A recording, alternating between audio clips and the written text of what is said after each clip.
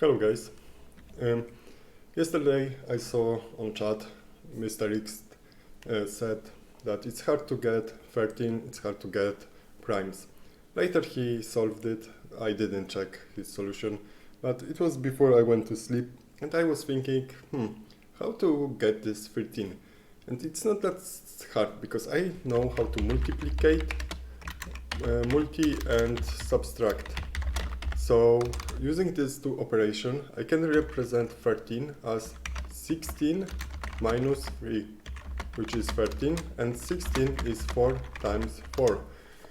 So in this video, I will show you how to get any number, because using this method you can get any number. I'm not gonna build this solution, huge solution, because it would take a lot of space, a lot of loaders, pushers and so on, and I'm not gonna do it. I will use this color, blue color, to show signal. So this signal goes here, and we simply, this is our input, first expando, and now we have multiplication. This green means that items from here will go to, for our profit, for example, to our expand or whatever on this end. And red color is gonna mean that we subtract. So we have multiplication, 4 times 4, using these two connected expandos. And now I need to subtract 3 items, which means that I take them back to hatch. And it's gonna go here.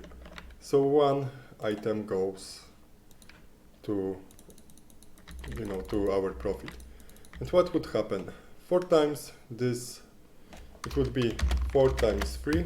These 3 items is gonna trigger 4 times before we give signal somewhere, before this expando is gonna trigger. So 4 times 3 plus this one, and these 3 items go back to hatch. So this is 13, and you can get pretty much any number using this method.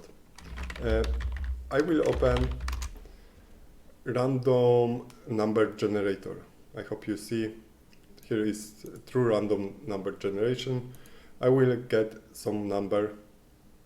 Wow, I recorded this video before, and every single time I got result around 70. But I recorded it without microphone turned on. So how to get 73? We can use multiplication or subtraction. If we multiply something by 4, then we can subtract 0, 1, 2, 3. Even 4, but it doesn't make sense, okay? So this is our subtraction. We can also multiply by 3 and then subtract 1 or 2, or by 2 and then we can subtract 1 or nothing. So these are our options. And you can represent this number in any way. You can always, use any of this. I will use 4 because it's biggest and there will be less multiplication. So 4, 73, right? So I have subtraction and multiplication. So I have to find next number which I can divide by 4. So 74 is 4 times 90, right? Is it correct? Yes, it's correct. So it's 76. And to get 73, I need to get 76 minus 3. So I will get this expando from left side. I will start. So I need this expando 4 times. And now I need to subtract, oops, incorrect, copy. So I subtract 3 from this last expando. I assume that on the right side I'm gonna have 19. So this is this expando. And now I will, 1 second, move it a bit. Yeah, it's not that well prepared example because it's hard to make this huge to show huge numbers, because I would not even try to make 73 and then wait and show you that it's really will trigger after 73, because it would take a lot of time to fill it. Okay, 19. So I assume that on this input is added when here is 90, on the right side is 90 number. So how to represent 19? And again, I'm gonna take 4 times 5 minus 1 is 19. So this expander will have again 4 loaders, and it's gonna be, that's the problem with this kind of work, because paths will cross, and if I try to make it true, then so it works, it would take a lot of time. So I will simply only mark this as subtraction. So we have to subtract 1, and we have 19, this is 19, and we assume that this 4 times 5, so we have to get this to expander to give us 5, and 5 is 6 minus 1, and 6 is 3 times 2 minus 1. So I will make 3 times here and 2 times here. I will try to be consistent. So 2 times 3 minus 1. So I have to make minus. This would go here all the way.